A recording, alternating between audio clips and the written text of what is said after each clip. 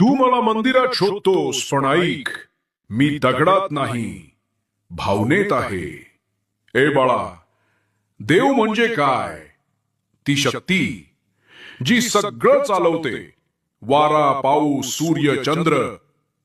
आणि तू पण माझ्या शक्तीचा भाग आहेस. लक्षपूर्वक ऐक. तू मला फक्त आरतीत शोधतोस, पण रोजच्या वागण्यात विसरतोस. आईशी रागाने बोलतोस, बायकोच्या भावना दुखावतोस, इतरांकडे खाली नजरेने पाहतोस आणि मग विचारतोस, मी तुझं ऐकत नाही. मी फक्त प्रार्थनेत नाही, मी प्रत्येक जीवात आहे. ज्याचा तू अपमान करतोस त्याच्यातही मी आहे. मी प्रत्येक श्वासात, प्रत्येक माणसात आहे. म्हणून सांगतो बाळा,